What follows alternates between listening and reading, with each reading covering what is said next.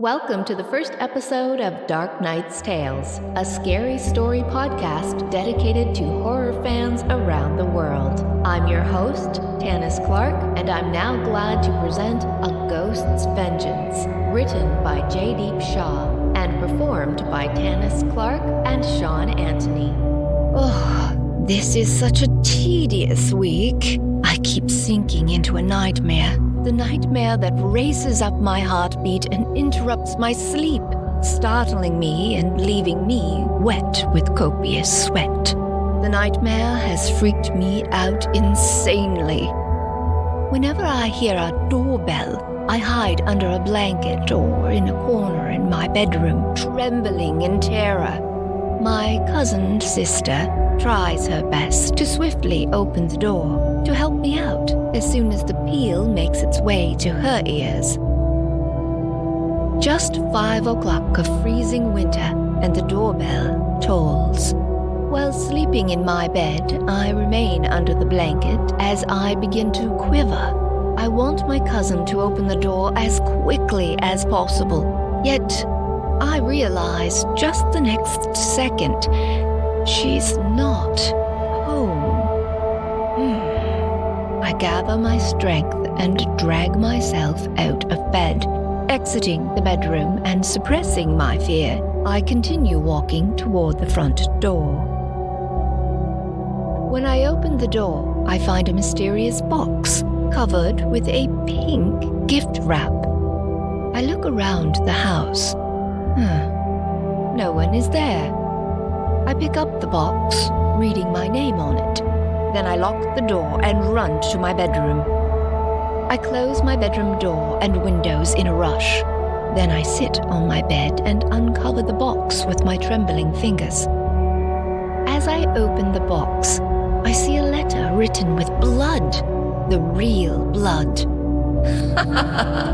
I'm here for vengeance on my death. You, your cousin Brittany, and her boyfriend Marcel will die. Soon! The nightmare of my death and of my loved ones swoop in, and as it flashes in front of my eyes, forcing me to imagine various alternatives to their death, I flinch in horror and scream louder than a siren.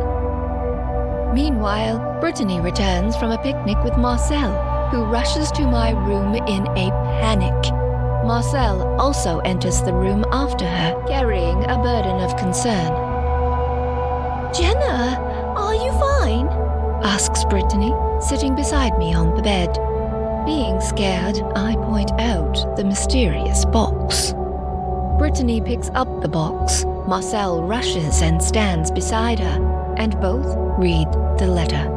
Abruptly, Nina, who died last year, returns as a ghost. She wants to kill us because Brittany and Marcel had always bullied her after school, and I also once had made fun of her ugly face. However, I had apologized to Nina for my crime just in the next few minutes. But it seems like she hasn't forgiven me. I knew, at the time, she was hurt and upset because she ran away from me while sobbing, but I didn't sense she would die. Yes, she committed suicide on the same day I had made fun of her. Fearing Nina, Marcel attempts to escape, but Nina bashes him into the wall. He falls on the bed. When Marcel struggles to stand up, termites begin rushing out of his body. He keeps screaming for help as termites devour his body, but Brittany and I are petrified. When our senses begin to function, we sob in sorrow at Marcel's brutal death. We spew because of overloaded trepidation. Nina laughs aloud, and I realize everything's happening, just like the nightmare. I already lost my best friend, but I do not want to miss Brittany. She is everything to me. Friend, mother, mentor, source of love and joy. I can act, Nina kills her too, severing her head. I beg for my life, but she is holding a cargo of wrath, and so she attempts to murder me as well. But my boyfriend Gil, who arrived to take me to the restaurant for breakfast, enters the bedroom. Gil swiftly takes out the lighter from his pants pocket, the lighter he usually carries to smoke. He lights it up and throws it on Nina. Nina burns in the fire. Oh, thank God I reached you on time. Says Gil and hugs me tightly. I'm glad to have you safe and secure. I'm yours and you're mine. No one can separate us. I tighten the hug. I love you. Oh, I love you too. We kiss passionately, feeling light and stress-free as we find each other secured in a tight hug. Welcome to the second episode of Dark Knight's Tales, a scary story podcast dedicated to all the horror fans around the world. I'm your host, Tanis Clark, and I'm now glad to present Return of a Devil, written by Jaydeep Shah and performed by Tanis Clark and Sean Anthony.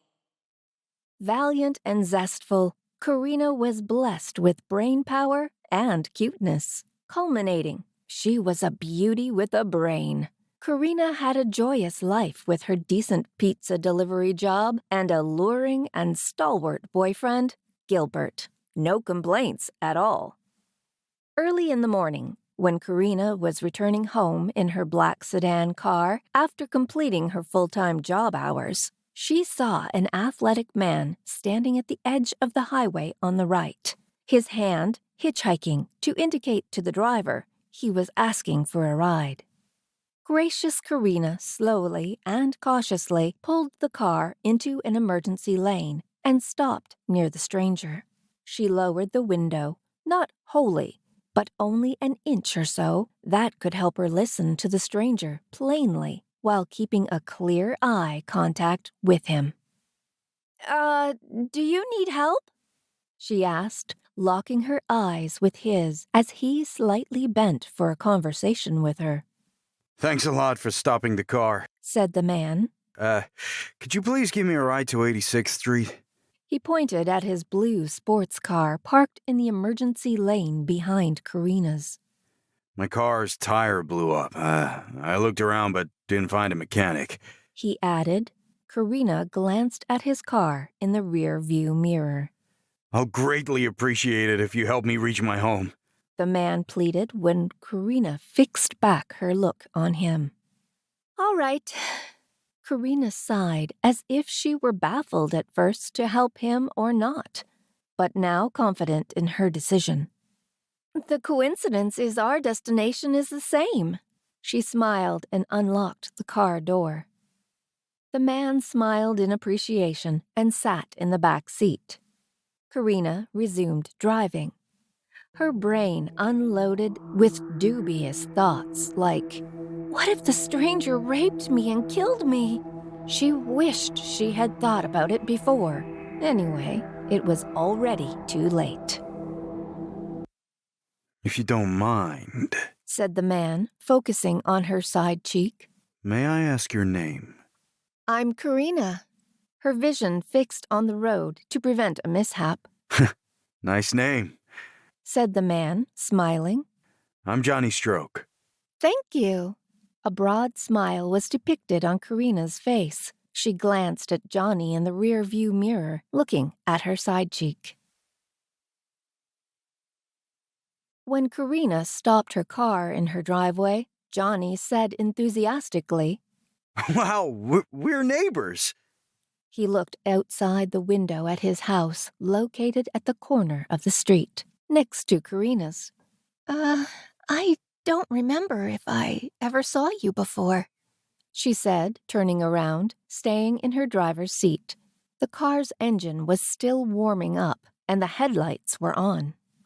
I went to London for 2 years to complete my studies. I returned just a few hours ago when I met you on the highway, said Johnny. but my rental car. He sighed in disbelief, looking down at his shoes, his face now portraying clear pique on the car's treachery. "You must be happy you're home now," said Karina, to make him feel thrilled. Johnny smiled and anew fixed his gaze on Karina. He nodded in agreement and said, Yes, I'm excited to be here. He paused for a second. Anyway, it's nice to meet you, and, thanks for the ride.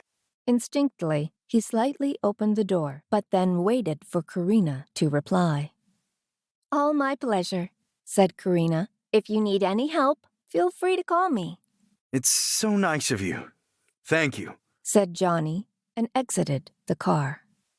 While making her bed and waiting for Gilbert to arrive from his night shift job, Karina heard a mystifying, scary sound from Johnny's house. Not even spending a minute to think about any precariousness, she marched out of her home, and then turning right, she continued to Johnny's house to find him safe. Standing silently, she first eavesdropped, but she didn't hear anything. She knocked on the door. No reply. She looked around and saw a broken window on the right. She entered the house. "Johnny! Johnny!" shouted Karina multiple times, and this time she heard the same mystifying, scary sound. "Johnny!" she said smoothly to avoid any peril. Still, only the sound continued. As she approached the basement, she began hearing Johnny's voice enchanting dark spells. Standing at the basement door, she saw Gilbert lying on the floor. Gilbert, who had reached home a few minutes earlier, of course, after Karina heard the same sound while opening the door. He stopped and proceeded to Johnny's house to find out the cause. However, it was a baneful trap created by Johnny, who was now carrying the devil's face and trying to do something with Gilbert, enchanting some dark magic spells.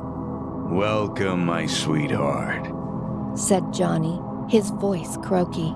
As Karina gaped at his demon face with two horns, he resumed. Soon I'll start turning humans into monstrous evils. Then I'll be the only one Devil King, and you, the Devil Queen. He walked to her, scanning her from top to bottom, and stroked her hair. Karina started and stepped back in fear.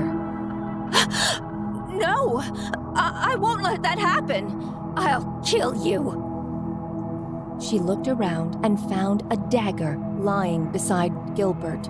She sprinted to Gilbert and picked up the dagger. She turned around and marched back to the devil. All the while, he remained standing, smiling and watching Karina sprinting from one place to another. When Karina tried to kill him, Johnny pushed her hard. She fell to the ground. Standing up swiftly and energetically, she swung the dagger once more at Johnny, who swiftly dragged his hand over his face in defense. Karina couldn't sever his neck, but a small cut on his hand enraged him. Before she could harm him more, Johnny enchanted a dark spell, and about 50 swords appeared out of thin air over Gilbert. Karina's brain stopped working and her eyes widened in fright. In wrath, Johnny let all the blades fall on Gilbert. With that, blood gushed out of his body, and some blobs of blood spritzed around, even on Karina's face. Karina sobbed on Gilbert's death. She loved him more than her life. Before Karina could think of taking vengeance and harming the devil, Johnny turned her into a she-devil. But even as a she-devil, Karina's heart was like a human, and importantly, she still remembered Gilbert's death. She enlarged her nail, smiling at Johnny to make him believe she had accepted the devil's life. Yet, she rived his head just the next moment. His headless body fell on back. You sundered me, said the devil's head, lying on the floor, staring at Karina. but I'll return to take my revenge. This is my world, and I'm the devil god of this world. I'll burn you in fire! Instantly, Karina produced fire from her eyes and burned Johnny's headless body in fierce fire, not only the head. I'm your host, Tanis Clark, and I'm glad to present Haunted Ship, written by Jaydeep Shah and performed by Tanis Clark and Sean Anthony. Once, a long time ago, people loved traveling on a tremendously large ship in Packwaves Ocean because the ship was fast, cheap, and the service was always best. This ship had 4 captains who piloted it day and night: John, Kim, Lima, and David.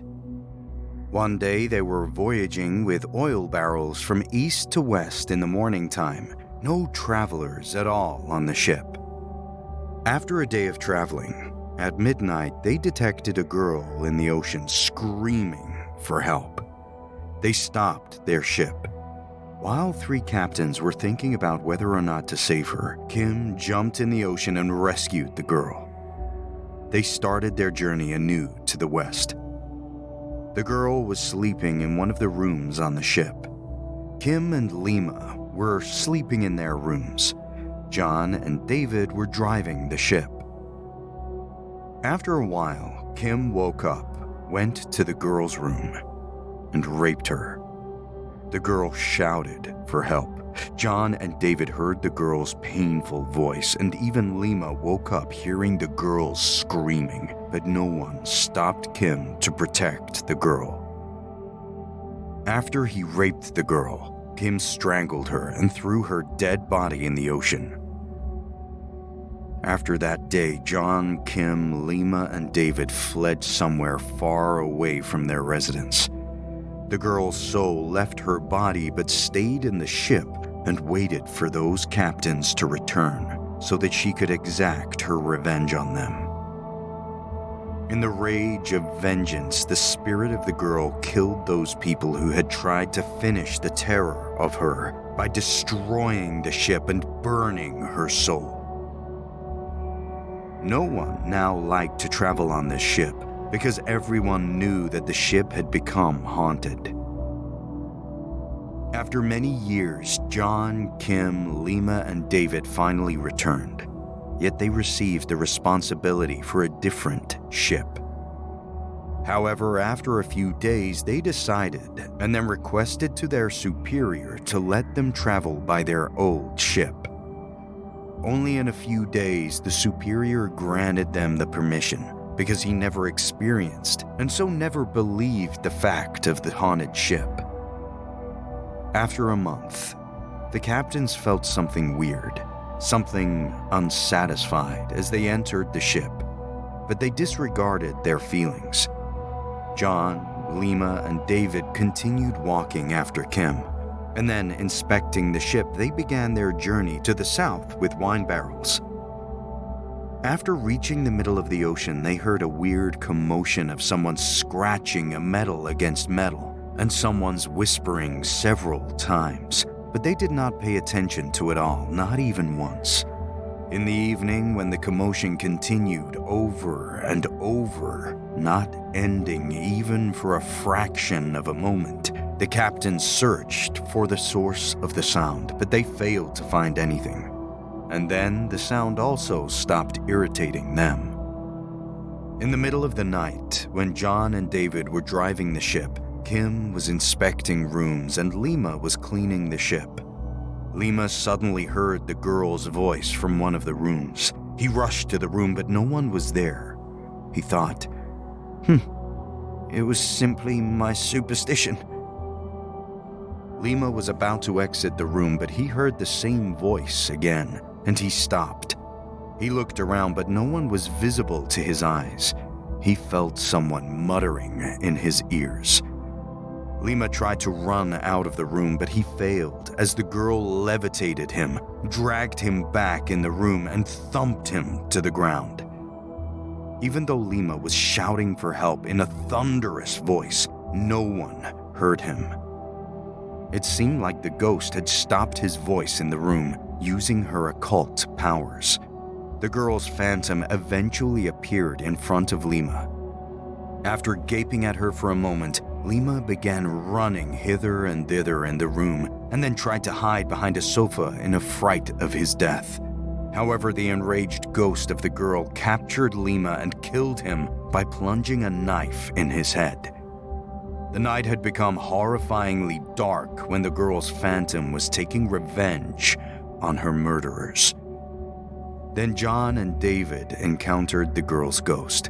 They apologized to her for their sin, but the girl did not forgive them and killed them brutally, stabbing them multiple times with her sharp nails in the heart. She went to Kim's cabin where she scared him with various dangerous, scary sounds, such as sobbing and screaming. She even whispered for help, the same way she did on the night when Kim had killed her. Kim ran out of his cabin in panic. Terror, distress, misfortune, trepidation, and hallucination of his death when the girl's phantom appeared and stood only a few inches away from him. The girl's phantom glided after him, whispering,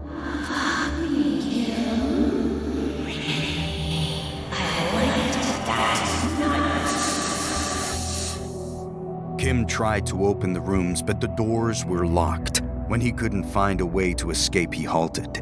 He turned around and stared at the ghost girl with his eyes filled with hope to survive. I will not let you escape. I want revenge. And so I will kill you today. You will have to come with me to my world, she said in a spooky, thundering voice. The girl's phantom went under the ocean with the ship. She severed each one of Kim's body parts in the ocean, and then she left this world forever and returned to her globe of afterlife with Kim. I'm your host, Tanis Clark, and I'm now glad to present The Well, written by J. Shaw and performed by Tanis Clark and Sean Anthony. Jake sent Karan to the well, which was far from their college in the jungle. Karan did not want to go to the well because he had heard many scary stories about this well, but Jake forced him to go there to bring him some water. Karan went to the well with his sister, Selena. As they entered the jungle, they heard the scary sounds of animals and humans around them, but they reached the well by hiding behind trees. After arriving at their destination, they fainted when they saw skulls of animals and humans surrounding the well.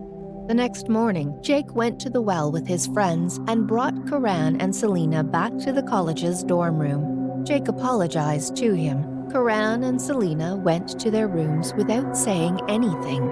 Jake and his friends started laughing at Karan and Selena after they went to their rooms.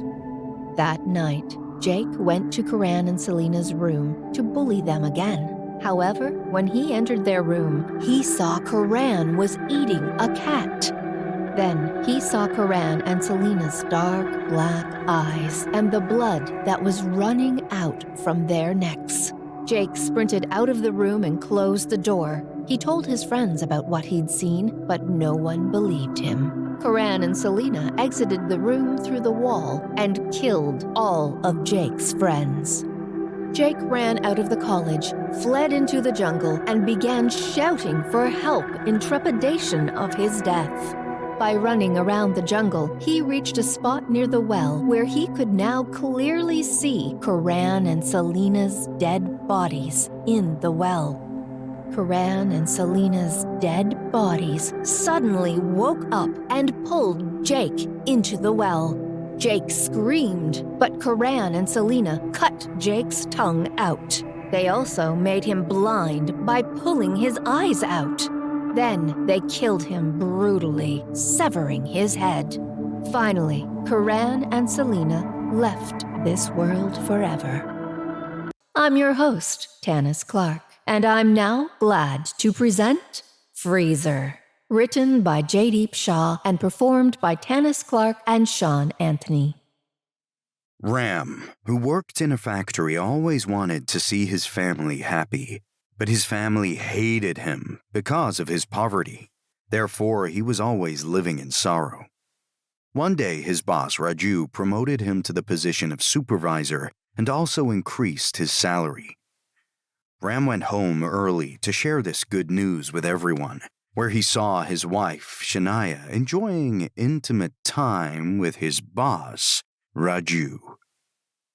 Ram angrily entered his home to kill Shania and Raju. While Ram was hitting his boss, Shania hit Ram's head from behind with a rod. Ram staggered to strangle his wife, but he fell on the ground. Raju and Shania locked Ram in the freezer and fled from there with Raju and her kids. Then they moved to another city to begin a new life. After 10 years, Raju returned to the same city where he had lived before because he had forgotten about the past. Raju was on his way to a meeting and passed Ram's house.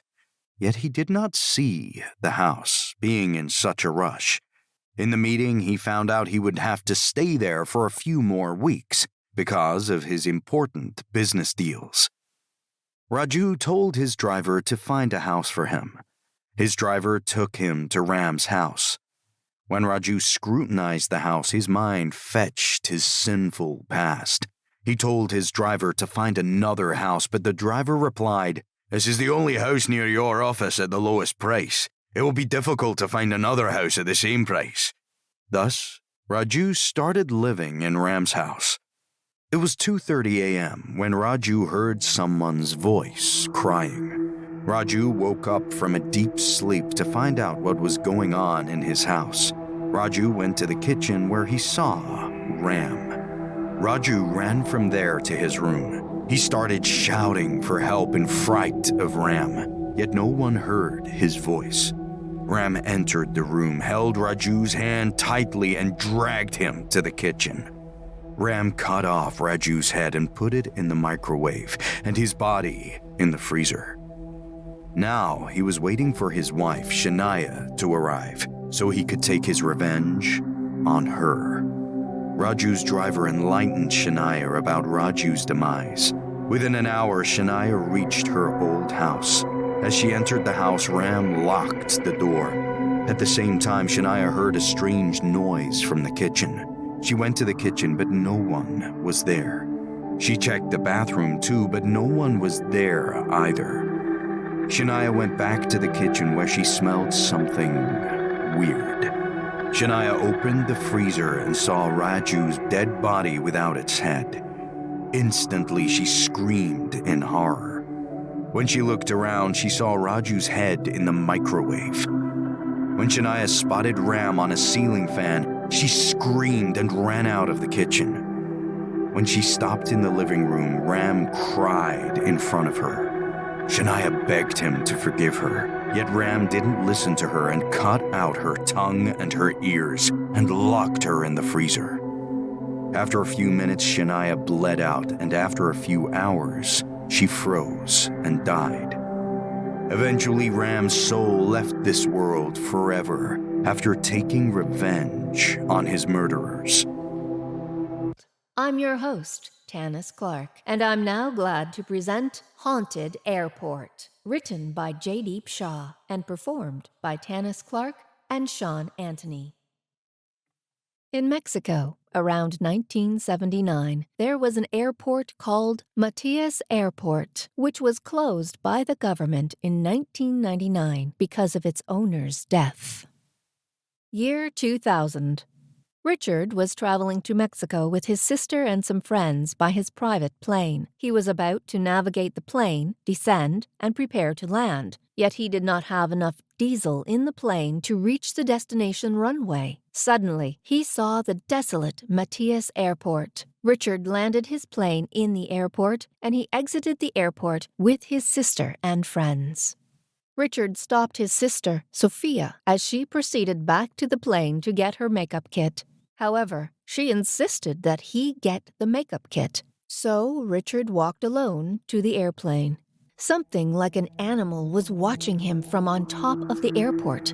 Sophia's dog started barking after looking at the creature on top of the airport. When Sophia and her friends glanced again towards the top of the airport, they didn't see anything.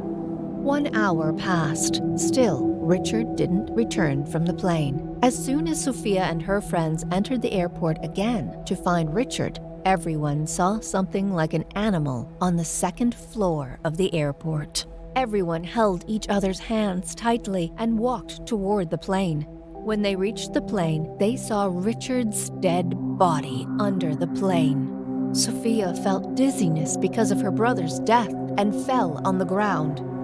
Something like an animal was actually a phantom of a man with long hair, red eyes, and long and sharp teeth, who was following Sophia and her friends to kill them. The ghost of a man also had fur on his body, and his name was Devil. When Sophia and her friends were coming out of the airport with Richard's dead body, Devil stopped them by throwing a garbage can in their path to exit the airport. Devil jumped ahead of them from the second floor. Sophia's friend Mike shot Devil with his handgun. The bullet went into Devil's head but couldn't kill him. Mike told Sophia to leave the airport and sprinted toward the airplane. Before Mike could reach the plane, Devil threw him far from the airplane. But Mike did not accept his defeat. He fought with Devil, reached the plane, and filled up the diesel tank. Mike accelerated the plane and prepared to take off. Devil jumped and caught the plane with his tongue. Mike tried desperately to control the plane, but he couldn't. Devil produced fire from his eyes and wrecked the plane, burning in fire, and Mike died as the plane exploded. While Devil was killing Mike, Sophia exited the airport. Devil screamed in the airport because he wanted to take revenge on his stepsister Sophia. Yes, Sophia was Devil's stepsister. Devil searched everywhere in the airport, but he didn't find Sophia. On the other side, Sophia wanted to kill Devil even though he was more powerful than her.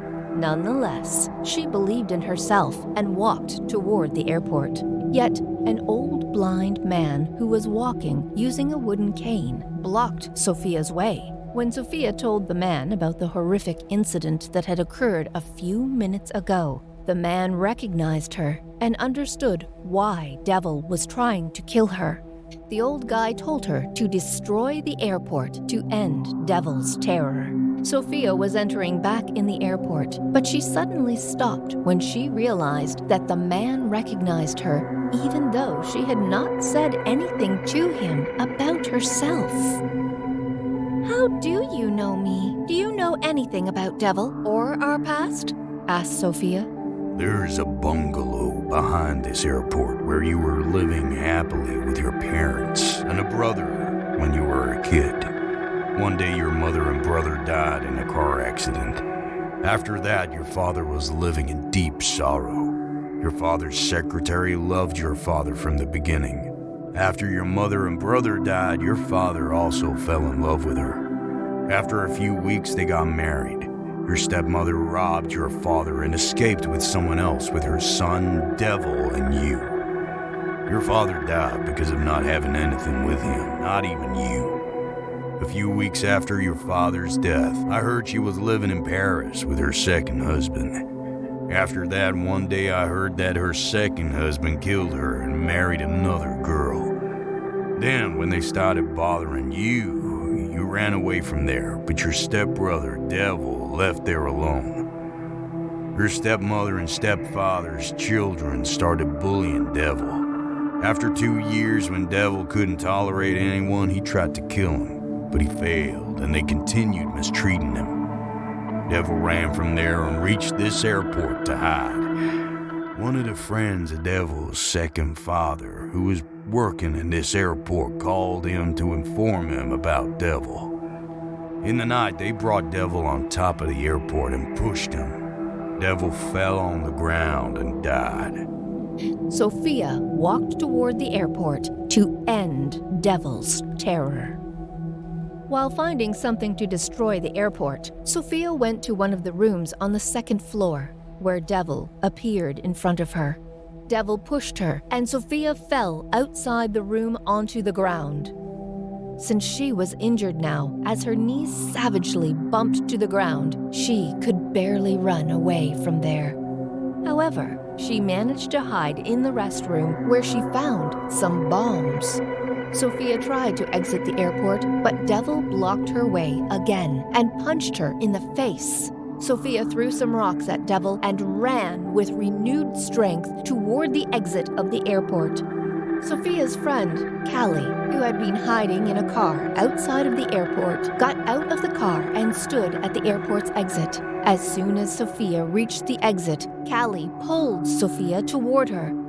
They went a short distance away from the airport and threw bombs inside the airport.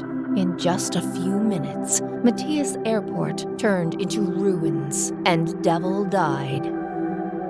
I'm your host, Tanis Clark, and I'm now glad to present The Palace, written by J. Deep Shaw and performed by Tanis Clark and Sean Anthony. The year 1995. Two girls named Sona and Mona went to Bavin Palace in the night, where they saw a girl standing precariously on top of the palace. You will fall! Hey, are you listening to us? We are talking to you! Shouted Sona and Mona. The girl did not reply to anything. Sona and Mona looked around them to find someone, but no one was there. After a moment, when they looked up again toward the top of the palace, the girl wasn't there anymore. Sona and Mona approached the palace's door, and the door opened automatically. They entered the palace. They were finding someone who could help them to carry their luggage. A man appeared behind them and gently called them. Sona and Mona got scared for a moment. Then they gave their bags to the man, who took them, along with their luggage, to a room. Sona and Mona were chatting with their boyfriend, Kalam, on Skype, who saw a girl behind Sona and Mona near a flower pot. "Who else is that with you?" asked Kalam. No one? They replied. "Then who is that girl?" asked Kalam. There is no one else in this room, replied Mona. "No, there's a girl behind you near the flower pot," said Kalam. Sona went near the flower pot and said, We told you there is no one in this room except us. I think you should rest, Callum. Goodbye, said Mona, and hung up the call. As Sona and Mona went to bed, they heard a sound of dripping water from the spout of the restroom. They began to walk together toward the restroom, but Mona stopped Sona, and she went to the restroom alone to fix the problem. Mona turned off the sink spout and went back to bed. Before long, they again heard a sound of dripping water. Sona went to the restroom and turned it off. As she went to bed, water once again started dripping from the spout. Sona and Mona thought that the spout must be loose, and they slept. Help me! Help me! Mona heard someone's voice around 3:30 a.m. She got up from the bed, and by following the voice, she reached the back door of the palace, where she saw the same girl who she had seen at the top of the palace. I think you're the one who was on the terrace. Am I right? Asked Mona. Yes. Replied the girl in a heavy voice. Why were you shouting? What happened? Are you okay? Asked Mona continuously. As soon as the girl turned toward Mona, in her real face of the Eidolon, Mona became motionless for a moment. Please, please, please leave me. Let me go from here. Please. Continued Mona. While begging for her life, Mona threw a stone at the Eidolon, who caught the stone and threw it aside. I'm sorry. Please forgive me. A apologized Mona. The ghost of the girl held Mona's leg tightly and tossed her on a tree and then on the ground. Blood gushed out of Mona's mouth, ears, and eyes. Still, the eidolon of a girl did not stop. She threw 30 knives at her as they appeared out of nowhere in her hand and ended Mona's life, impaling their way into her body. The next morning, Sona found Mona to be missing and searched for her. Soon, she reached the spot where her dead body lay. After looking at Mona's blood, eyes, and every severed body part on the ground, Sona fainted. A member of the housekeeping staff saw Sona falling on the ground, so she reached there and took her back to the room. After a few hours, when she woke up, she called her boyfriend and told him everything. Sorrowful Kalam reached the palace at 7 p.m. He told Sona to pack her luggage so that they could leave the palace. After 2 hours, when she finished her packing, Kalam was not with her. Sona curiously started to look for Kalam. While searching for him, she reached Kalam's car, where she saw Kalam's dead body, lying lifeless in the passenger seat. Sona sobbed. After a few minutes, Sona pulled Kalam out of the car and brought his dead body inside the palace. She put Kalam's dead body on a sofa and went to her room. When she returned to the room, she didn't see her boyfriend's dead body on the sofa or anywhere else in the palace. After a few minutes, Sona went to the terrace where she saw Kalam on a water tank. Sona thought that somehow her boyfriend was still alive. She went near him. As she stood next to Kalam, he clasped Sona's neck tightly and picked her up. Sona saw the girl's face in Kalam's face, and she comprehended this was the phantom of the girl who had also massacred Mona. Before Sona could do anything to protect herself, the girl's phantom who possessed Kalam's dead body ceased her grip. Sona died too. The phantom of the girl left Kalam's dead body but never vacated Bhavan Palace. I'm your host, Tanis Clark, and I'm now glad to present The Museum, written by Jaydeep Shah and performed by Tanis Clark and Sean Anthony. A museum's proprietor was traveling to different countries to discover historical statues, swords, and many other things to put them in his museum. One day, he found a sword of a king from the ruins of a palace. Nevertheless, he didn't know that he had brought about the death of himself and others. He placed the sword in his museum and displayed it prominently to attract more visitors. Many people started visiting the museum to see that sword only. The sword had become an allure for all visitors in just 2 days. The sword was sharp, lengthy, and its handle was made of original diamonds. In the nighttime, the sword came out of the museum all on its own. Security struggled to catch it, but the guards were killed by the sword. Then the sword went to the owner's home. The owner heard a doorbell and went to the hall to open the door. However, he did not see anyone there and closed the door. When he turned around, he saw the sword hovering in front of him. The owner sprinted to his room. The sword tried to break the owner's bedroom door, but it couldn't. The sword entered the room by breaking a window instead. Before the owner could run out of the room, the sword went across the owner's stomach and clove his neck. The sword then returned to the museum. Some parents who had forgotten their daughter in the museum returned to bring her back, but it was too late. The museum was already closed, and no one was there. The girl went to the restroom, sobbing. The sword followed her. When the girl entered the restroom, the sword began breaking everything, such as doors and glasses. The girl was frightened. She screamed for help, but the sword cut her into tiny pieces. When her parents entered the museum by breaking a lock on the museum's main entrance, the sword killed them too by cutting off their hands, ears, and legs. Even Soon after that, the sword resumed its place where it had been displayed and awaited more victims. I'm your host, Tanis Clark, and I'm now glad to present Phone Booth, written by Jaydeep Shah and performed by Tanis Clark and Sean Anthony. One lady went to the phone booth to call her relative and started talking with her as the person picked up the call at the other end. However, after she hung up the phone, the telephone rang before she could exit the phone booth. As the lady picked up the phone, she heard a raspy voice say, "You will die in a few minutes." The lady tried to open the door in panic, but she failed. People who were watching her saw that the lady disappeared from the phone booth. Then the phone booth door was opened automatically. After that, people locked the phone booth forever. In the nighttime, the phone booth's lock became unlocked by an unseen force. A couple was departing from a nearby parking area.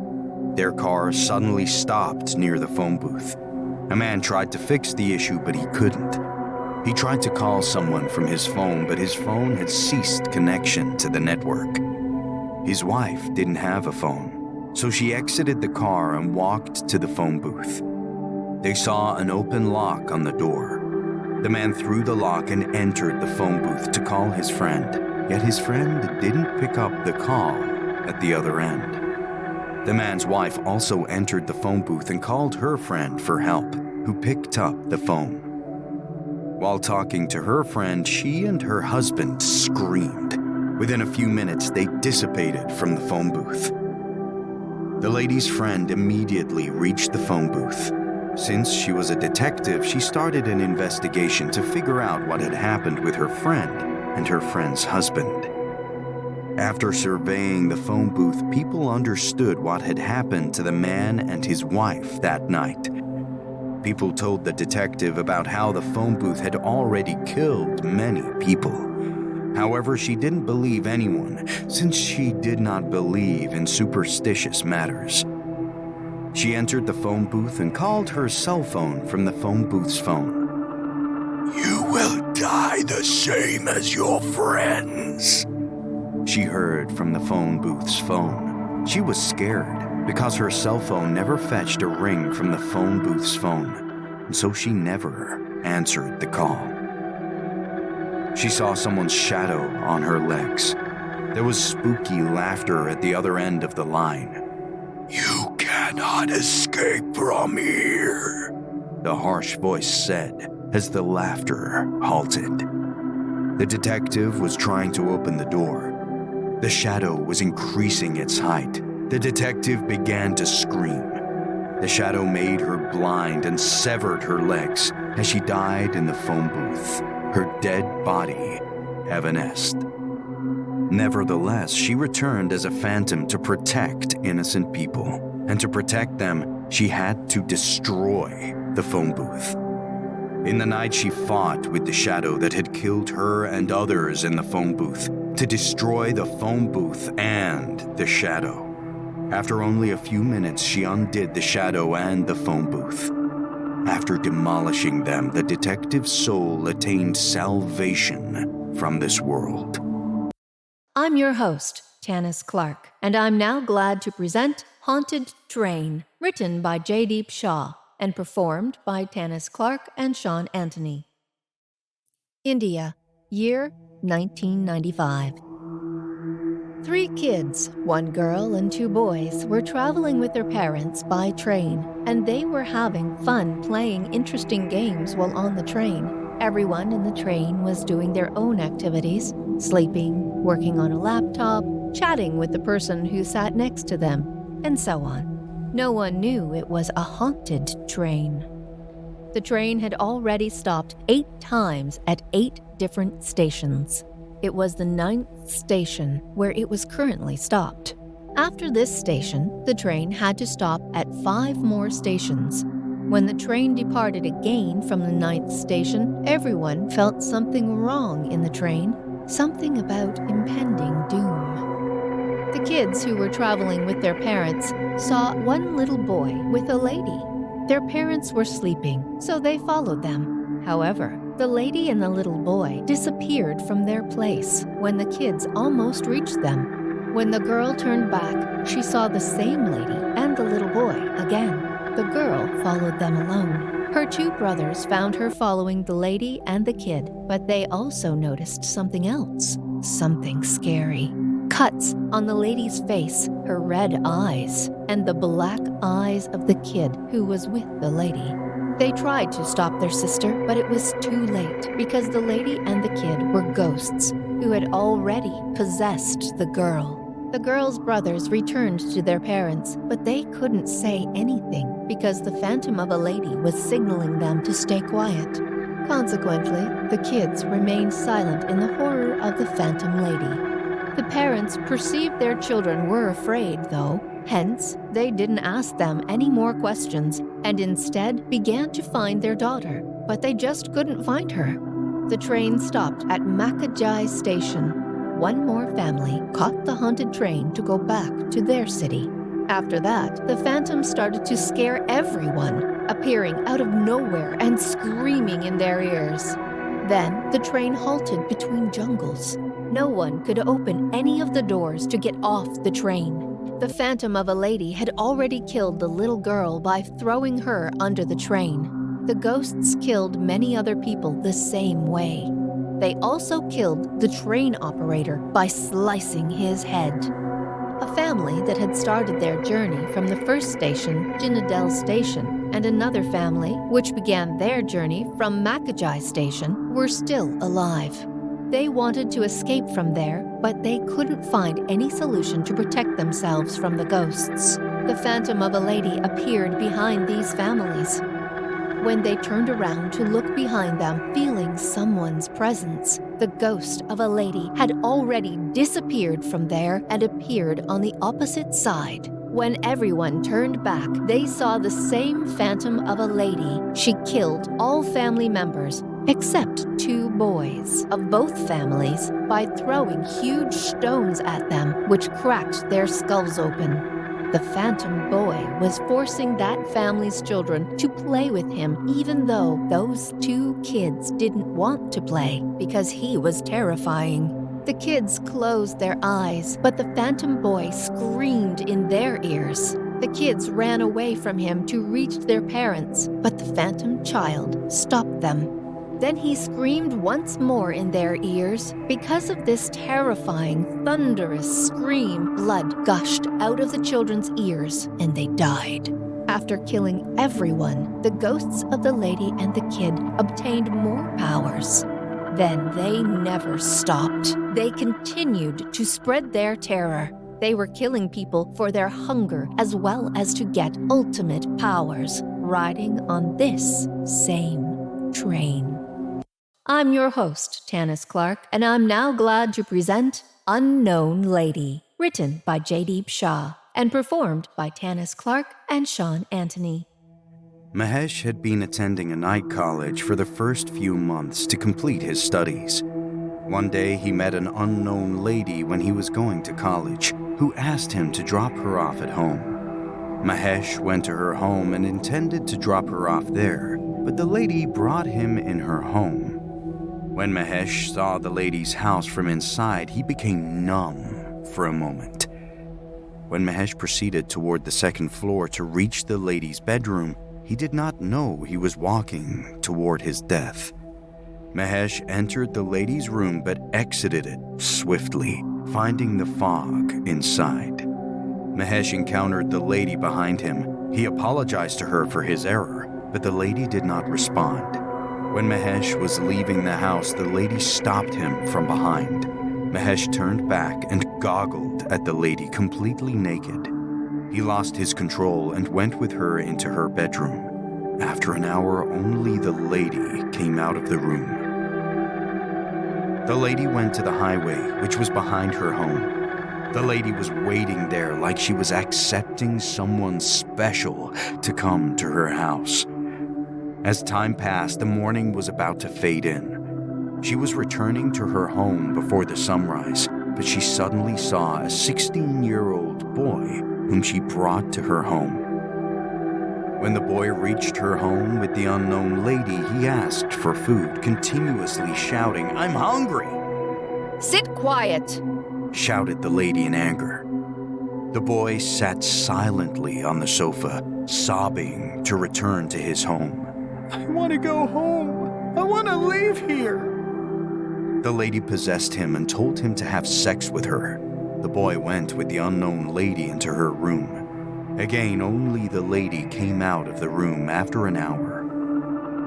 In the night, one thief entered the lady's house to steal some money. The thief went to the lady's bedroom where she saw the dead bodies of Mahesh and the 16-year-old boy. The thief quickly tried to escape, but the lady stopped him. The thief did not see the naked lady only. He also saw the lady's legs facing the wrong way, reversed. The thief screamed and spoke something in his language. The unknown lady did not understand the thief. She screamed terribly, and the thief's eyes and nerves came out of his body. Even after killing him, the ghost of the unknown lady continued to spread her terror. I'm your host, Tanis Clark, and I'm now glad to present Silent Street, written by J. Shaw and performed by Tanis Clark and Sean Anthony. Mina had just arrived in a city after having lived in a small village. He was continuing toward the house he had already bought before migrating to the city. It was night, and there was a creepy feeling in the air. Perhaps because of the scary darkness of the night or the winds whooshing. Mina was walking on a street that was like a graveyard, desolate, no human, not even an animal wandering around, when he heard someone's voice calling him for help. He followed the voice and reached an old broken house where he found no one. Mina entered the house. The next morning, people found him in the backyard of the house in an awful condition. Mina woke up and went to his home. He tried to recall what had happened last night, but he couldn't remember anything. The next night, Mina went back to the same old broken house to find out about the previous night's incident. While on the way, he saw a girl behind him who had been following him since the morning. Mina asked her about the previous night. The girl told him everything that had happened to him last night in the old broken house. Mina, for a moment, couldn't say anything after listening to the girl. He just returned to his home. After a few minutes, Mina again went back to the old broken house and shouted, Why do you want to kill me? I know you attempted to murder me last night by pushing me off the terrace. Who are you? If you are brave, I dare you to appear in front of me. "Coward bitch, I'll kill you!" In a sudden thunderstorm from amidst the fog, someone appeared and said, "It's my turn now."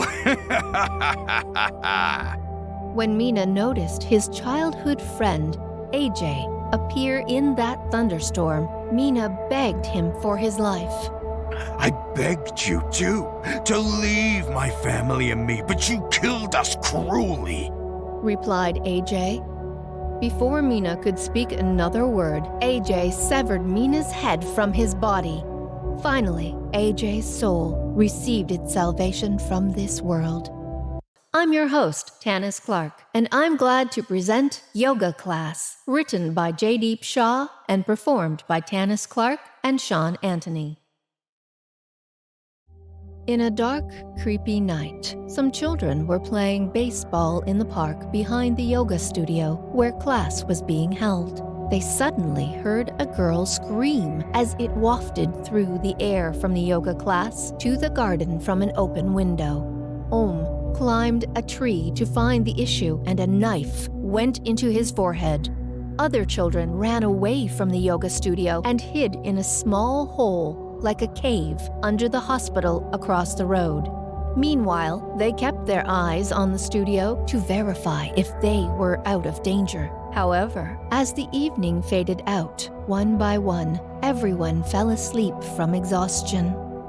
The next morning, the people found themselves chained in a small, dusty room with no windows. Scrutinizing the room and then trying to open the door, they screamed for help.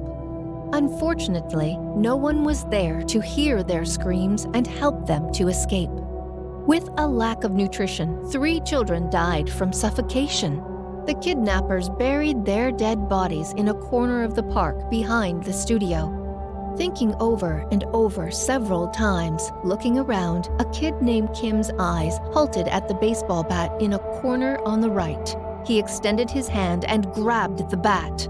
Then, he broke his chain and released the others as well. Now, breaking the door lock, the children rushed out of the room and ran after Kim as he ran in a random direction into the corridor. Their bad luck. They reached the basement while trying to find an exit. Who's there? Is it my food? The children halted in their places as a disembodied girl's scary voice entered their ears. Before she could see them, some hid behind the curtain.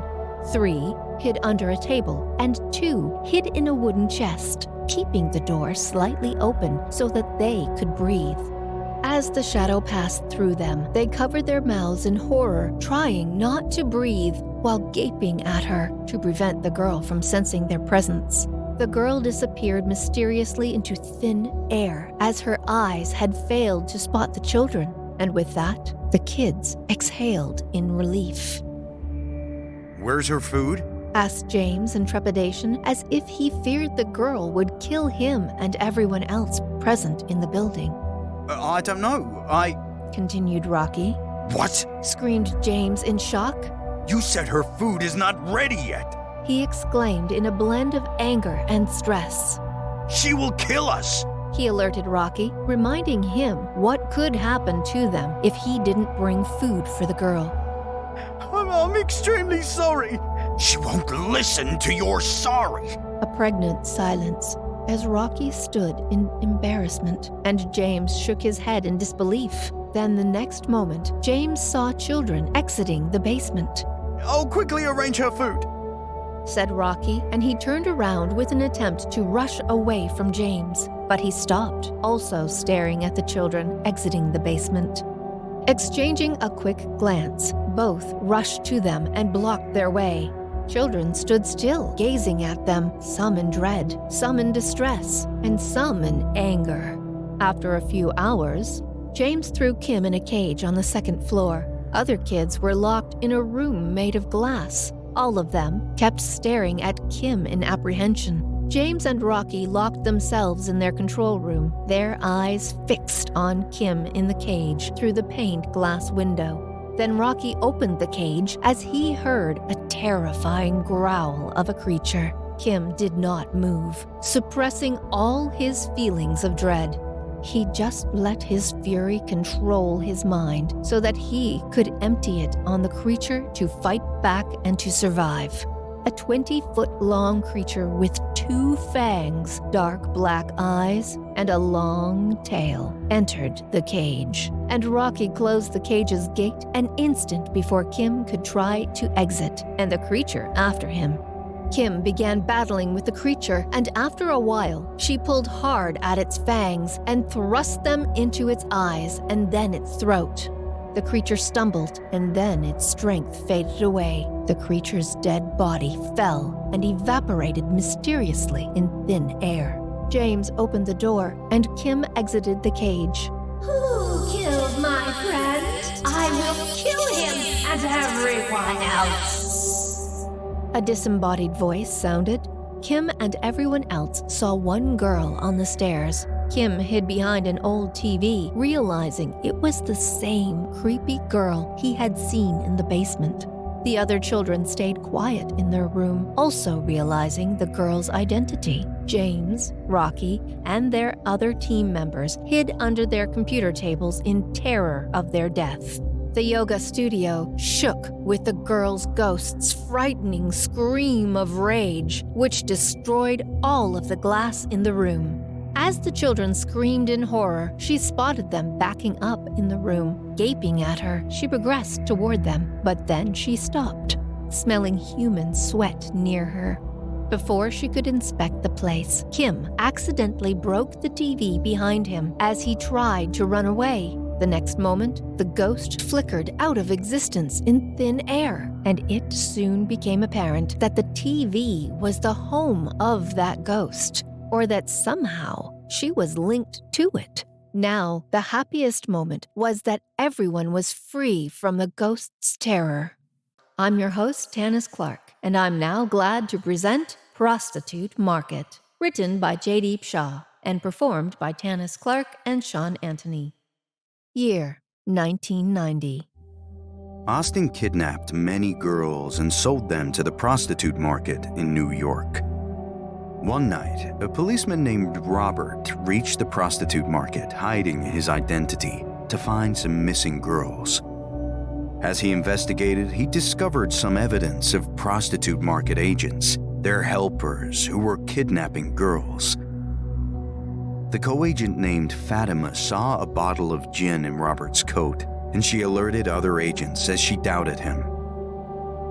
Robert tried to escape from there, but agents trapped him, blocking all the paths to exit, and a sniper hidden somewhere on top of the building shot him in the head. Even after Robert, many police officers attempted their best to reveal the face of agents to protect girls. But agents and their goons killed them all and destroyed the evidence against them. Year 1999. Strange incidents began happening in the prostitute market. Many agents burned themselves in fire as if someone had controlled their mind and made them do it. Some girls committed suicide as if a mysterious force had commanded their senses. Many goons died in mysterious car accidents.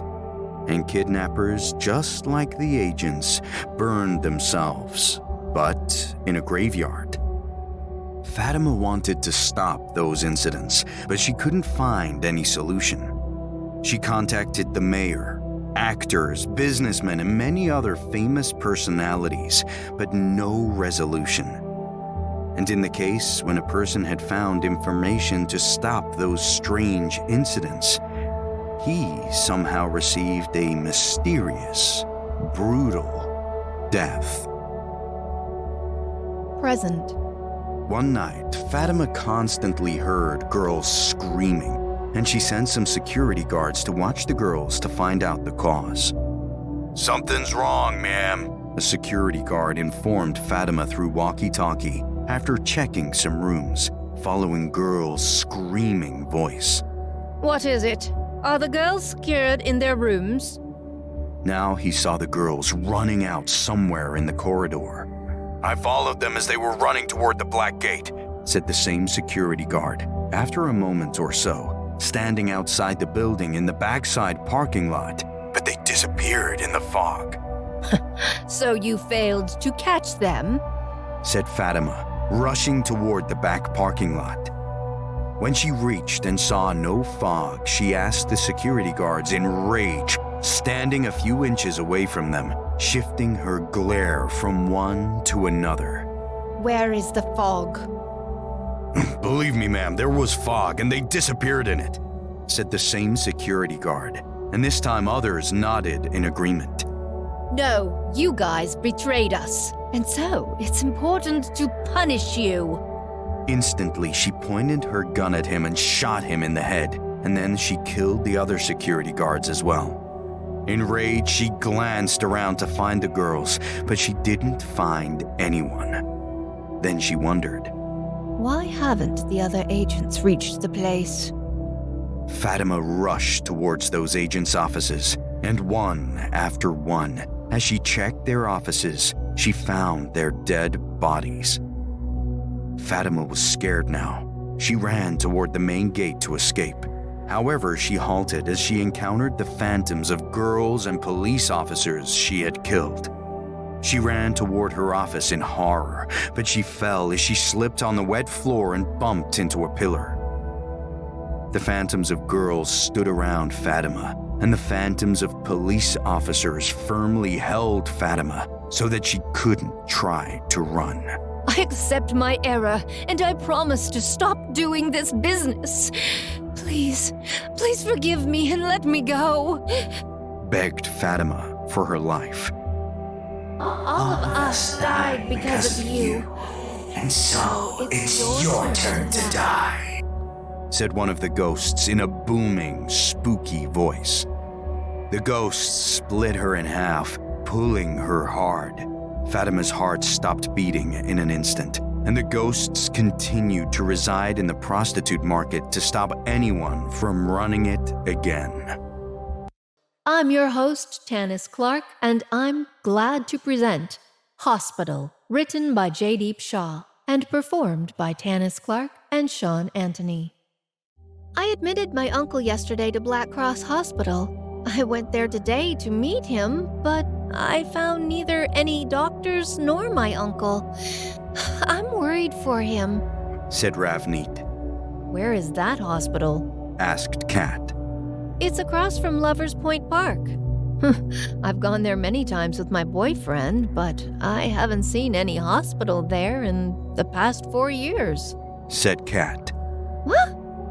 How's that possible? I went there yesterday at 1 a.m, and I went there today too, in the morning at 6. Ravneet brought Kat with her in her car where she believed the hospital was.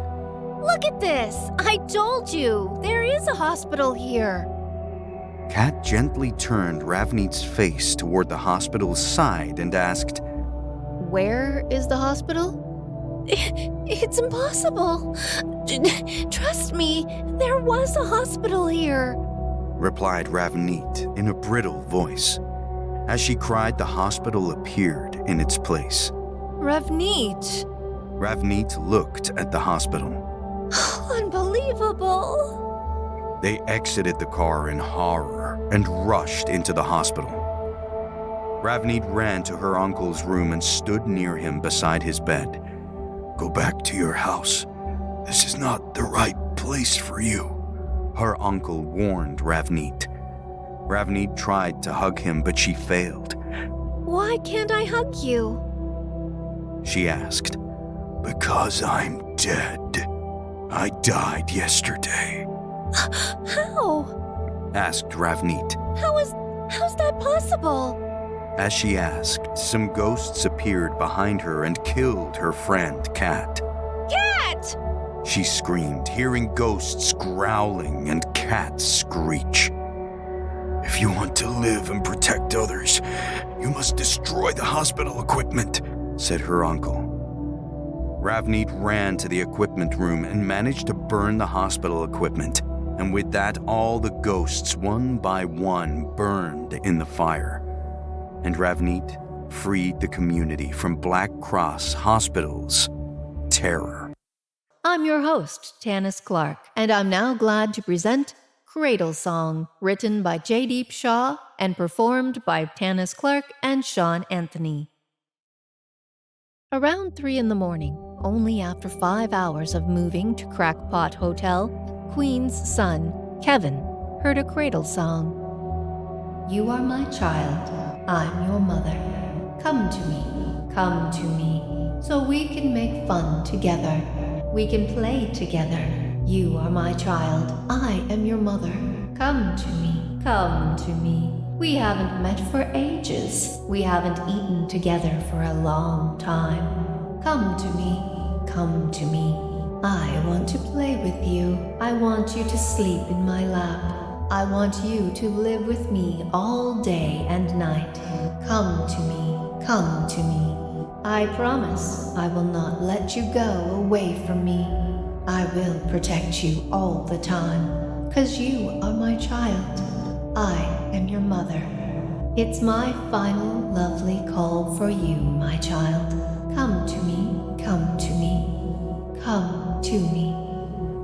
Kevin reached the room of a lady who was not even his mother. He slightly pushed the door, and the door creaked open. He entered the room as he saw a lady on the bed in the dark.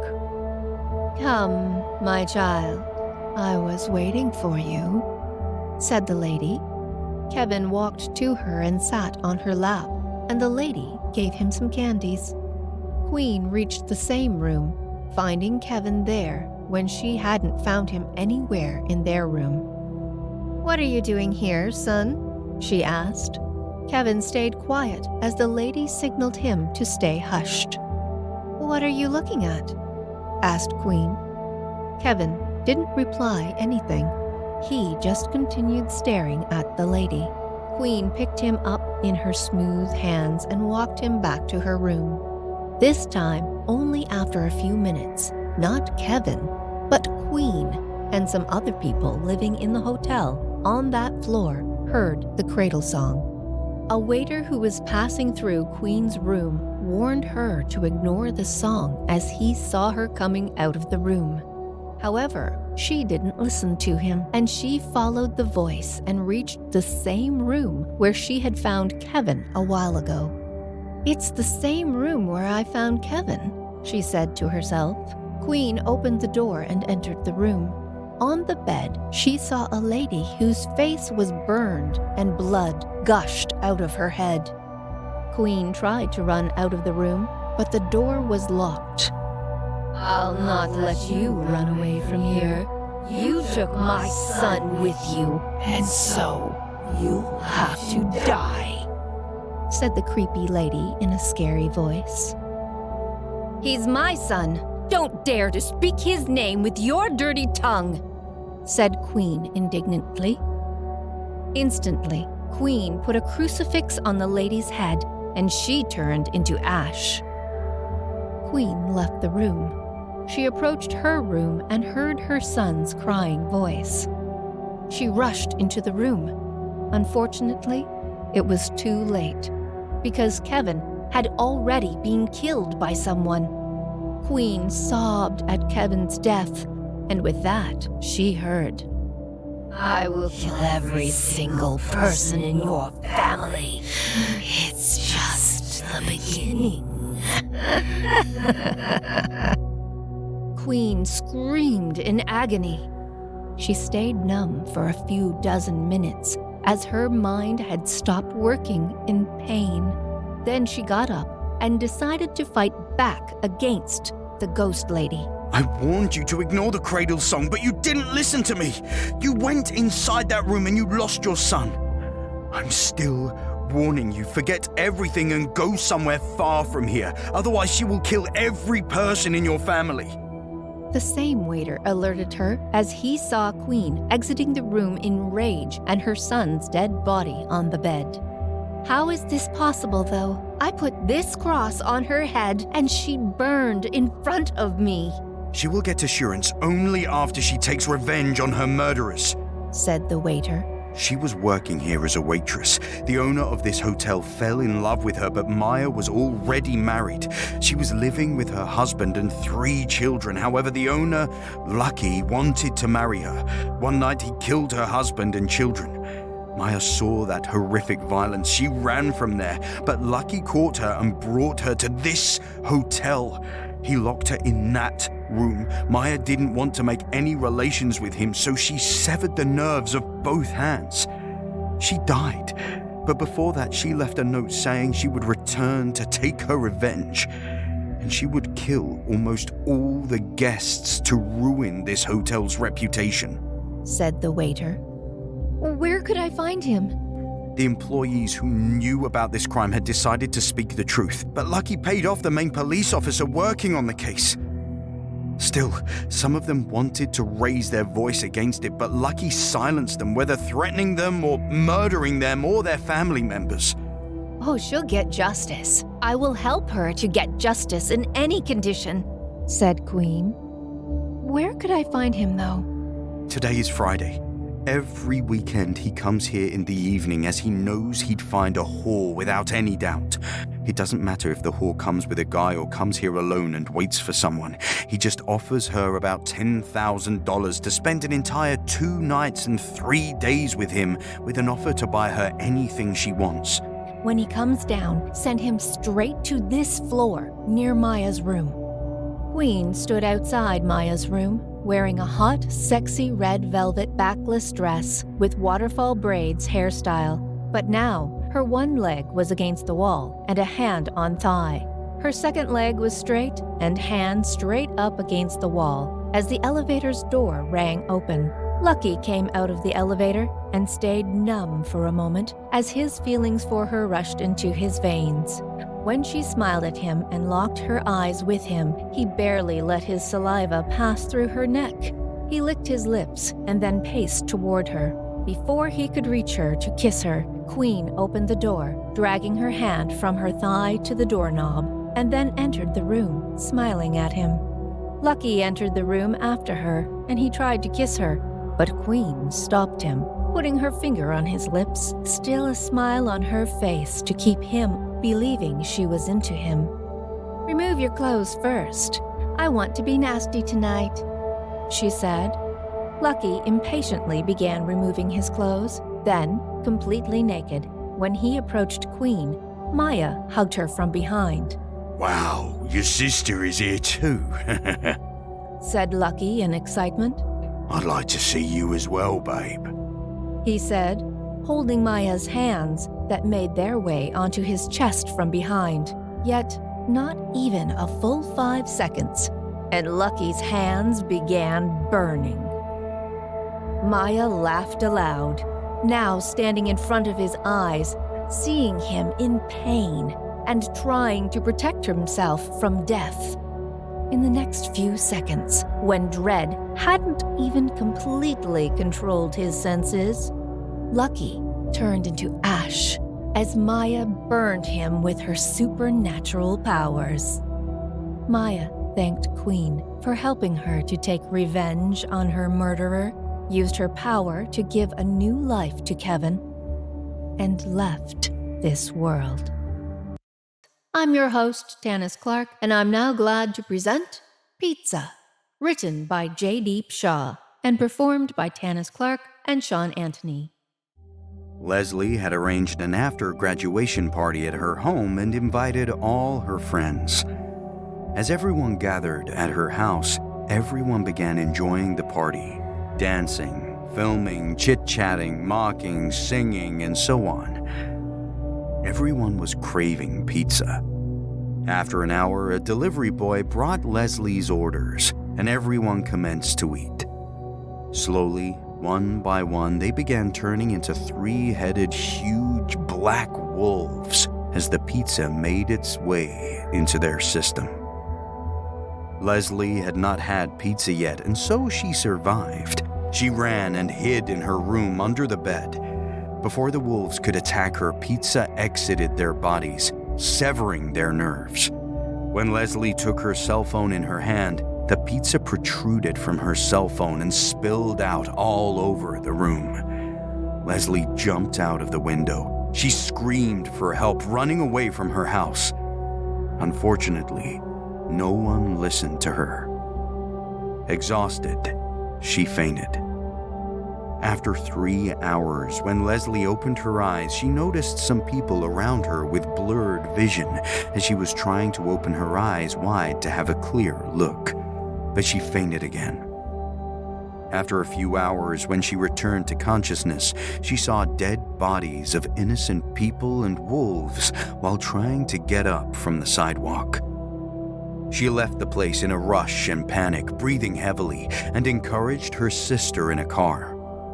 Thank God her sister was paying attention on the road, and she pushed the brakes in time before the car could crash into Leslie. Leslie entered the car in horror before her sister could exit the car, and also any wolves could appear and attack them. "Why are you so scared? Is everything fine?" asked Catherine. "Nothing is fine. Just drive faster," cried Leslie. "All right, let's go to your house," said Catherine. "No, we can't go there. Let's go to your house," Leslie suggested in an anxious voice. All right, no worries. Let's go to my house," said Catherine soothingly, and then she drove the car toward her house. Eventually, Leslie faced the problem that she was trying to get rid of as the car stopped in her driveway. A wolf pulled Catherine out of the car and severed her body parts with its long, sharp nails. Leslie tried to escape, but a pack of wolves had trapped her, advancing toward the car. "I'm sorry. Please forgive me. I didn't know pizza would kill you. Please forgive me," Leslie begged for her life. Wolves tried to attack her, but Catherine's husband shot them with his shotgun from behind. Oh, thank you so much for your help. Leslie thanked him for saving her life, exiting the car. Oh, I really appreciate it. Thank you for saving my life. It's all my pleasure, said Stephen. Leslie tried to return home with the sorrow of Catherine's death, yet Stephen stopped her, holding her hand. Wait, where are you going? I need to talk to you, he said. Leslie stopped and turned to look back at him for whatever he was about to say. I did all this to get you in my life. We can live together now. What do you think? Stephen rushed his feelings in a creepy way without considering its consequences. I think you've lost your mind, Raged Leslie. Don't forget, this life is given by me. You would have been killed by wolves just like my wife. And the second thing is that this horrific situation is created by me, which could kill you sooner or later, added Stephen rudely. What? Yelled Leslie. How could you do this? I married your sister, but I liked you since I first met you at the club when you returned from London. Believe me, I would do anything for you, said Stephen. Shocked, she moved away from Stephen without saying anything. I killed your friends. I also killed your sister. If you do not become mine, I won't let you go away too from me. I've delivered pizza to every single home in town. If you come with me, we can rule the world, Stephen said in a shrill voice. Leslie refused to stay with him. She cursed him and slapped him hard. Enraged, Stephen picked up a pizza pie from the footpath and forcefully crammed it into Leslie's mouth. The pizza pie came out of her body in pieces, severing her every single body part. Stephen grinned, gazing at her dead body. I'm your host, Tanis Clark, and I'm now glad to present Betrayal, written by Jaydeep Shah and performed by Tanis Clark and Sean Anthony. So you finally arrived, said Jackson when Chang reached the farmhouse and entered the building. Welcome, my brother, He added. What's going on, buddy? Chang greeted, smiling. Oh, I'm sorry for the delay. He said, extending his arms to offer him a hug. I'm absolutely fine, my friend, answered Jackson, stepping forward and accepting the hug. Then they began celebrating the 25th anniversary of their business partnership, filling up a cup with whiskey for each year. Later, after having a few sips of whiskey, Jackson walked away from Chang to receive a business call. Simultaneously, Chang called someone and warned. Hello, it's Chang here. He's with me. Get ready. If you made any error, I'll send you to the hell. You don't have to worry about anything. He'll die today. I'll kill him, said the lady confidently at the other end of the line. Don't forget, my name is Honey, and where there is honey, there's no need for anyone to worry, she added. Chang mixed poison in Jackson's drink while Jackson was busy on the phone. Now, when he finished the phone call and was back to his place on the sofa, Chang offered him the drink. Jackson picked up the cup and was about to drink it, but before that, Tina, who stayed hidden outside behind a tree with a sniper gun, pushed the trigger. The bullet made its way through the glass-paned window into Jackson's head, making a hole in it.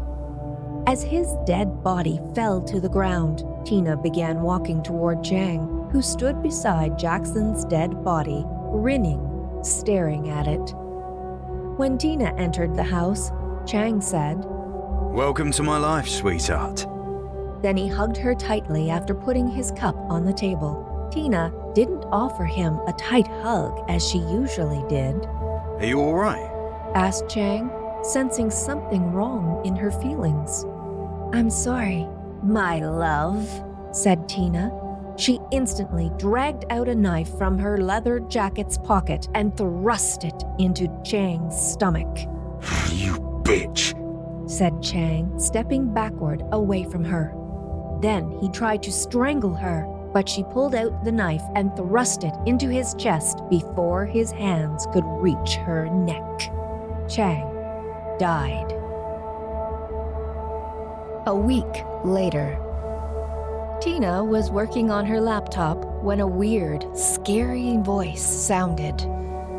I will kill you. Tina looked around, and then she focused on her work, as if she thought it was just a delusion. You'll die soon. A voice sounded again. "Who is it?" she screamed, getting up from the chair. Thompson stood there now.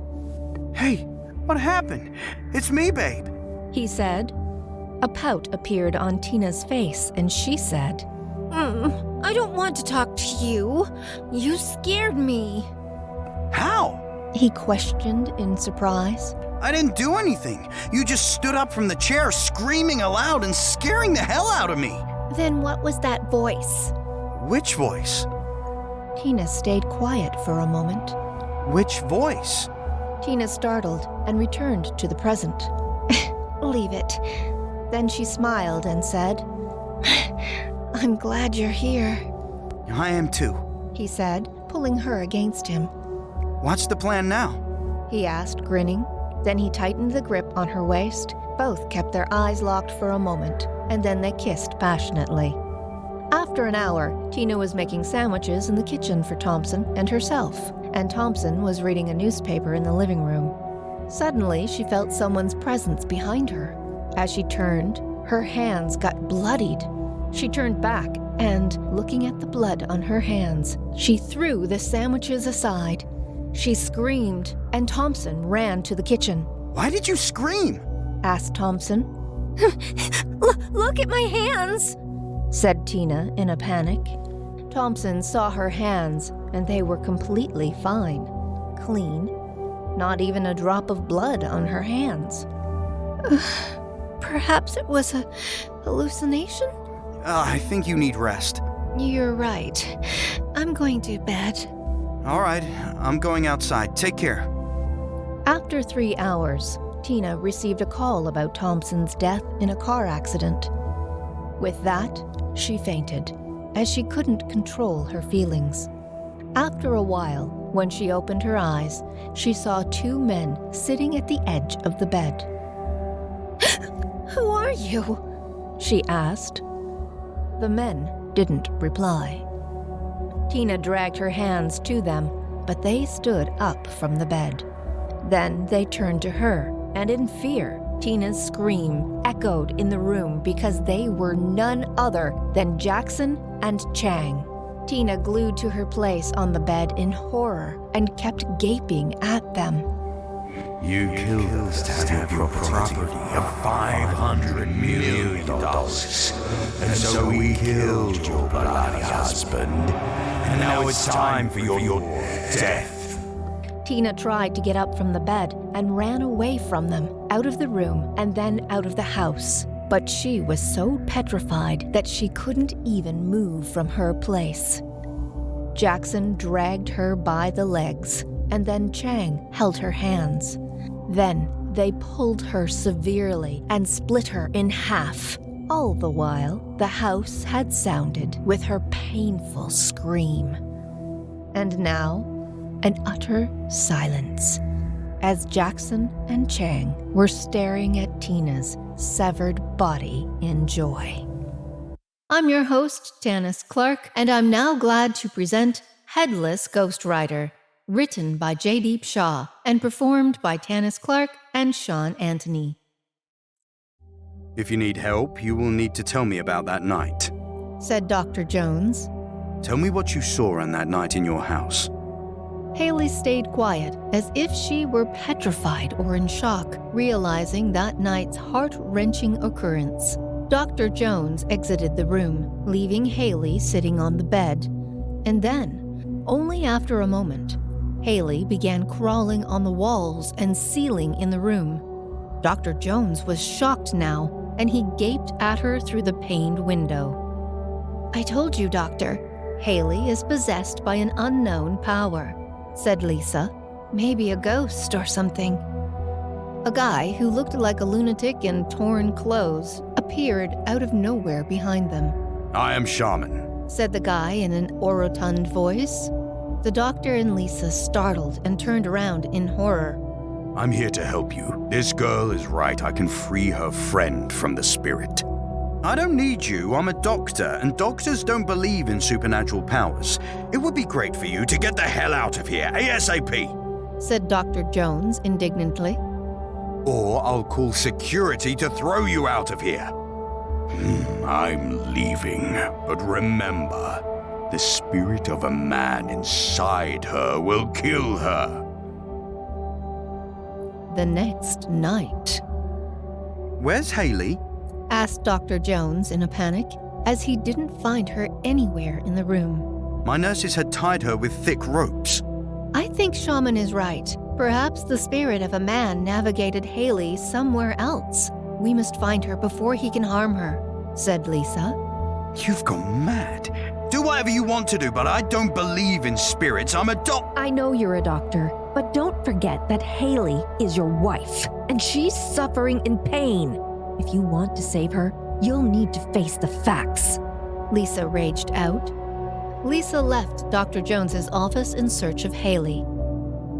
After a while, she discovered a creepy old shelter 10 miles away from the office, and she entered it, calling out Haley's name in a booming voice.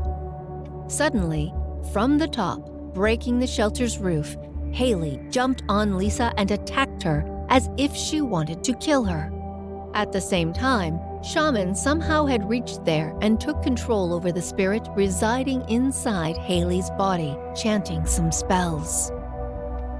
Shaman brought Haley to his place with Lisa's help, using her car. If you don't mind, can I ask you something? Asked Lisa. I know what you want to know, but you will need to wait to have your answer, said Shaman, preparing to begin the ritual to force the spirit to leave Haley's body and return to its world.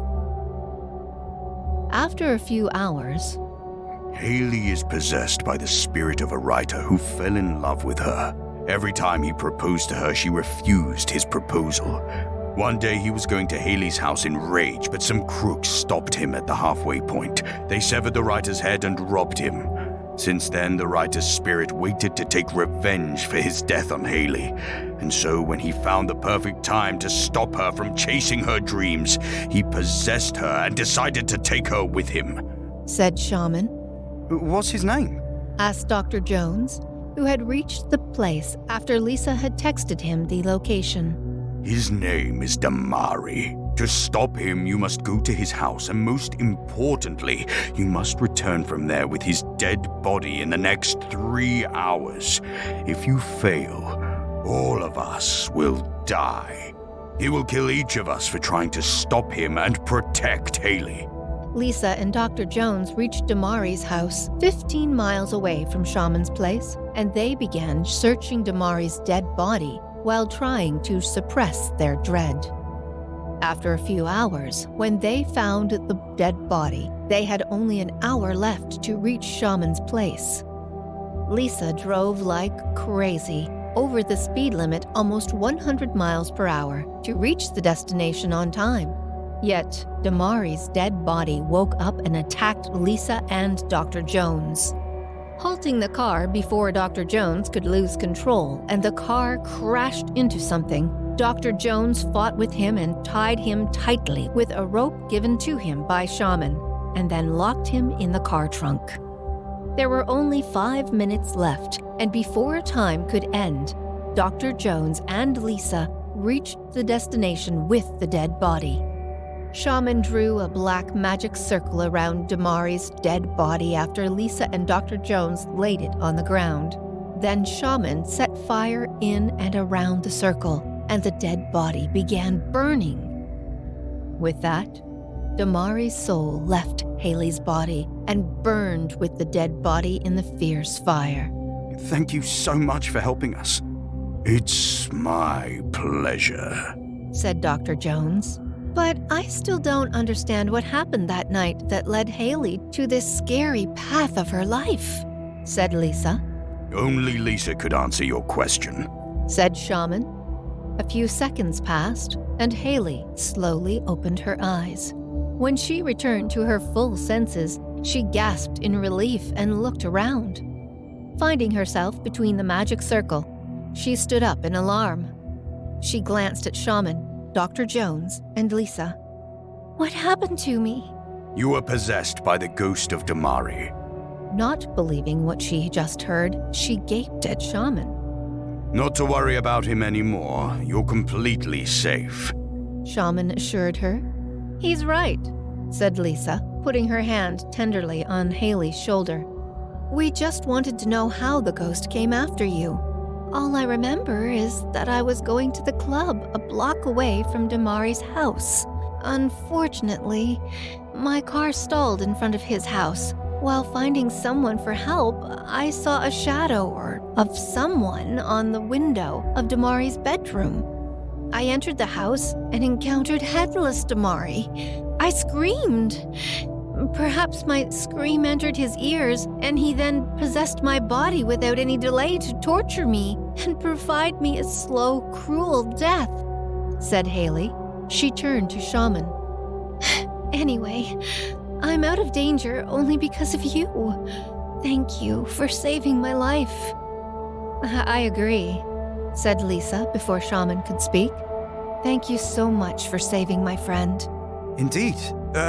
Thank you so much again for saving my wife, said Dr. Jones. Sometimes you must trust what you can't see, especially if you don't want to miss your loved one, said Shaman, smiling. I'm your host, Tanis Clark, and I'm now glad to present Chemical Factory, written by Jaydeep Shah and performed by Tanis Clark and Sean Anthony. When a girl turned around, she saw 4 creepy goons following her, and she increased her pace. At the halfway point, she saw a chemical factory across the street. She quickly entered the factory and hid somewhere in it. Goons went to the factory after her. However, they couldn't find her as she managed to stay hidden from them, silently moving one place to the other to stop them from finding her.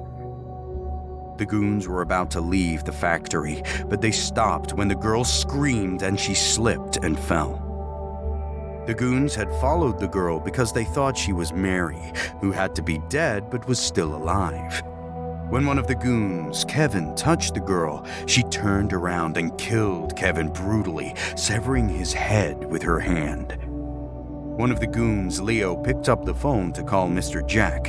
Hello, it's Leo here, said Leo, as he heard Mr. Jack's voice at the other end, greeting him with hello. She's not Mary, she's... Leo stopped telling Mr. Jack over the phone as Mary picked him up and propelled him into the vacuum roller dryer. And then she provided brutal deaths to the other goons as well. Mary now called Mr. Jack's cell phone. I will kill you if you don't come to the chemical factory tomorrow at 12 in the night, she said, just as Mr. Jack answered the phone at the other end, saying, hello? Once again. I promise to come there tomorrow, said Mr. Jack.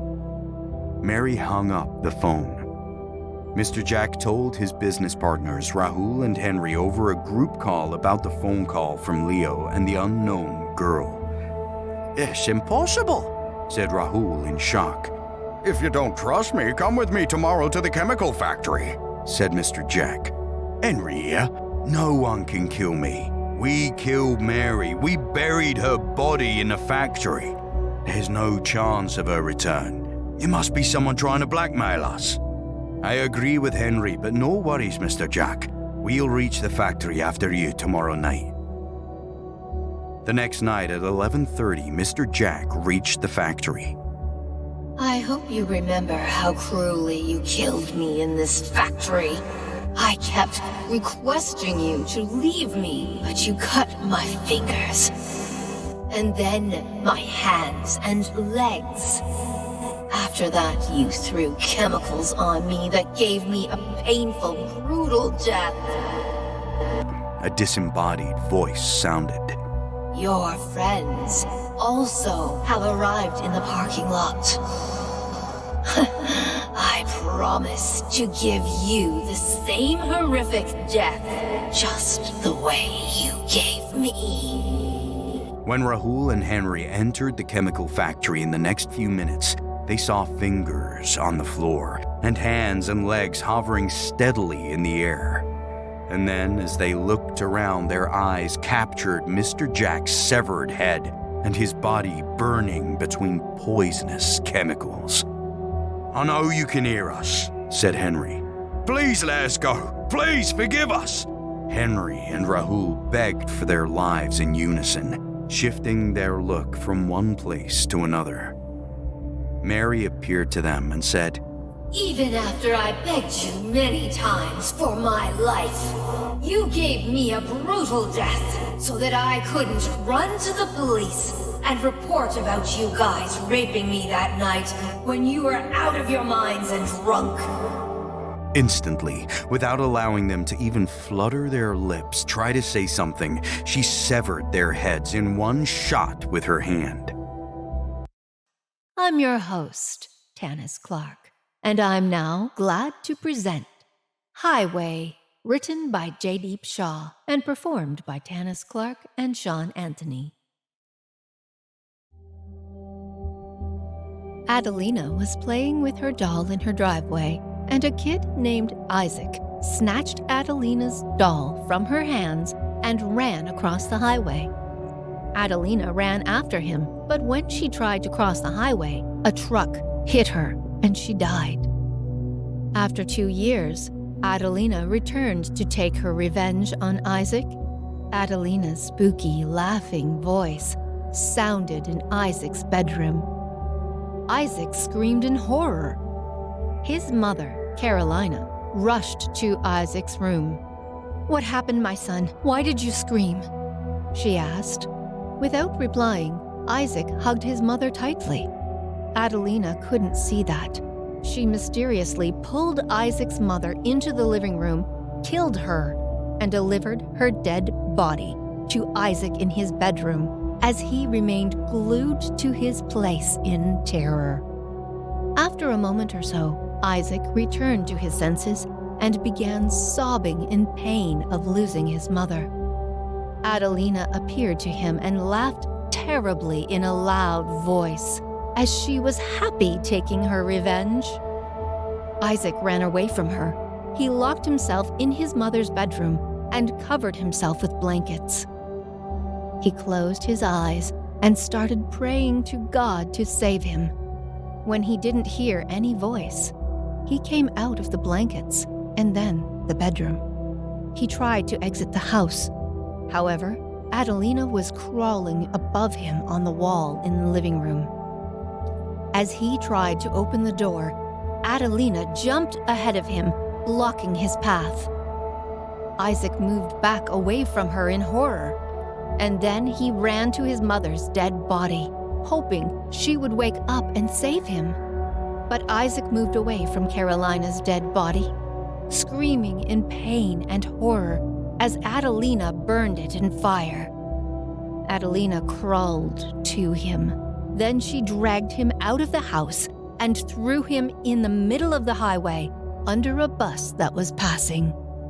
I'm your host, Tanis Clark, and I'm now glad to present The Mall, written by Jaydeep Shah and performed by Tanis Clark and Sean Anthony.